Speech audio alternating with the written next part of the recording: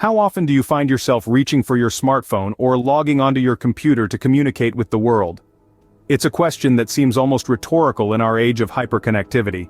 In the span of just a few decades, telecommunications have woven themselves into the fabric of our daily lives, becoming as essential as the air we breathe. We're living in a world where our first instinct upon waking up is to reach for our phones, checking emails, catching up on news, or simply scrolling through our social media feeds. Our dependence on telecommunications isn't just limited to our personal lives. It extends to every sphere of our existence. Our work, our education, our entertainment. All are heavily reliant on the internet, cellular networks, and satellite communications. Think about it. We're living in an era where a business meeting can span across continents, all thanks to video conferencing. We're in an age where a student in a small town can have access to world-class education through online courses. We're in a time where a movie night doesn't necessarily mean a trip to the cinema, but rather a cozy evening at home streaming our favorite films. And it's not just about convenience or entertainment, it's about survival too. Emergency services today are intricately tied to telecommunications. An ambulance can be dispatched within seconds of a distress call. Firefighters can be alerted instantly about a blaze. Law enforcement can coordinate their efforts in real time during critical situations. Telecommunications have also revolutionized the way we receive information. News no longer waits for the morning paper or the evening broadcast. It's instantaneous, it's constant, and it's at our fingertips. We've become so accustomed to this level of connectivity, this instantaneous access to information and people, that it's hard to imagine a world without it. We're like fish in water, scarcely aware of the medium that sustains us. But have you ever considered what would happen if all these networks collapsed? Let's ponder upon that. Imagine waking up to a world where your smartphone is nothing more than a paperweight, your computer a mere box of wires. A world like this could become a reality if our communication networks collapsed. But what could possibly cause such a catastrophic failure? Well, there are several potential culprits. A massive cyber attack could infiltrate and disable our networks, a natural disaster could destroy key infrastructure, or a global power outage could simply cut the electricity that powers it all. If the internet were to go down, we would lose more than just our ability to binge watch our favorite shows. Businesses would be unable to operate, banks would be unable to process transactions, and the stock market would grind to a halt. The world's economy, so dependent on the digital realm, would suffer immeasurably. Next, consider your cell phone service. Without it, we'd lose the ability to call or text anyone who isn't in the same room as us. What was once a tool for global communication would be reduced to a device for playing offline games and taking photos that we couldn't share. And then there's satellite communication.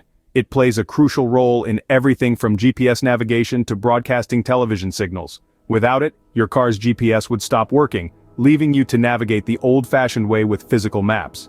Television broadcasts would also cease, leaving us without live news updates or any form of mass communication. In short, the immediate effects of a network collapse would be devastating. The world as we know it would come to a standstill. But what does this standstill look like? We'll delve into that in the next scene. Picture this: no 911 services, no news updates, no way to check on your loved ones. Imagine an emergency, a fire perhaps, or a medical situation. You reach for your phone to dial 911, but there's no connection. The lifeline we've always relied upon in times of crisis has vanished. Emergency services would be overwhelmed, their ability to coordinate responses hampered without access to real-time information. The result? A slower response time, and in emergencies, every second counts. Think about it, without telecommunications, how would ambulances navigate to the right addresses? How would firefighters know where to go? How would police officers communicate with each other in a dangerous situation? The entire framework of our emergency services is built around the assumption that communication will always be available. Remove that, and you have a system struggling to function, let alone respond effectively to emergencies. Now, let's turn our focus to the media. Informed societies rely on the media to stay updated on what's happening around the world. But without telecommunications, there are no live news broadcasts, no real-time updates on social media, no way to disseminate vital information quickly. The media's role in shaping public opinion, in holding institutions accountable, in providing a platform for discussion and debate, all of it would be severely compromised. And what about our personal connections? In a world where we're used to instant connectivity, the sudden isolation would be jarring. No more video calls with family overseas, No more messages to friends just down the street. No more checking in on loved ones during difficult times. Our networks, our communities, our relationships, all would be affected by this sudden break in communication. In this isolated world, new challenges arise. How do we communicate now? In a world without telecommunications, we would be forced to rely on old-school methods. Imagine for a moment, no phones, no internet, no satellites. The modern conveniences we've become so accustomed to, gone in an instant. Communication as we know it would change drastically. But fear not, for humanity has always found ways to connect, even in the most challenging circumstances. Ham radio or amateur radio would likely make a major comeback. Ham radio operators can send messages across vast distances, even internationally, without the need for any network infrastructure. These radios operate on different frequencies and can transmit voice, text, and data. However, they do come with their own set of challenges. You would need a license to operate one, and the equipment can be quite costly. Furthermore, the skills to use them effectively are not widespread, and the signals are susceptible to interference from weather and other factors. Letters, once a staple of communication, could also regain their prominence. The mere act of writing a letter, though, is time-consuming, and delivery would be slower compared to the near-instantaneous transmission we're used to.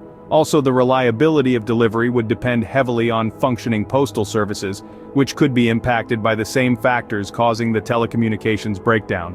Face-to-face communication, the oldest method of all, would become even more vital. But it would be limited by geographical constraints, making long-distance communication difficult, if not impossible. Finally, we could see a resurgence in the use of signaling methods like smoke signals or semaphore flags. These methods, while archaic, can be effective over short distances. However, they require line of sight and are highly dependent on weather conditions. While these methods may seem outdated, they could become our lifeline, but can we avoid reaching this point? It's a question that challenges us to consider the fragility of our modern communication systems and the importance of diversifying our means of connection for both businesses and individuals. Because in the end, the need to communicate, to connect, is one of the most fundamental human instincts. In a world so interconnected, the collapse of communication networks could be disastrous. But can we prevent it? The answer to this is a resounding yes, and the solutions involve a blend of strategy, technology, and constant vigilance. Firstly, let's talk about network redundancy, a concept as crucial as it sounds. It's the practice of having multiple pathways for data to travel, so if one path goes down, another can take its place. This is akin to having multiple bridges across a river. If one bridge collapses, the others can still facilitate the journey. By implementing network redundancy, we can ensure that even if a part of our telecommunication system fails, the entire network doesn't collapse. Next, we come to backup power sources. Much of our telecommunications infrastructure relies on power, and a failure here can lead to a domino effect, causing a network collapse. Backup power sources like generators, batteries, and even renewable energy sources can keep the lights on and the data flowing even when the main power source goes down. In essence, it's our safety net, ensuring that our telecommunication systems can weather any storm, literally or metaphorically. Finally, there's the matter of cybersecurity. In this digital age, threats can come not just from physical but also from virtual sources. Cyber attacks can bring down networks just as effectively as power failures or infrastructure damage. By implementing robust cybersecurity measures, we can protect our networks from these invisible yet potent threats. But it's not just about having these measures in place. It's about regularly testing, updating, and improving them.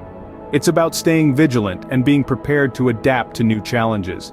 It's about understanding that in our interconnected world, the health of our telecommunications systems is not just a matter of convenience but a matter of global security and well-being. While it's impossible to predict the future, we can prepare for it, and in doing so, keep our world connected.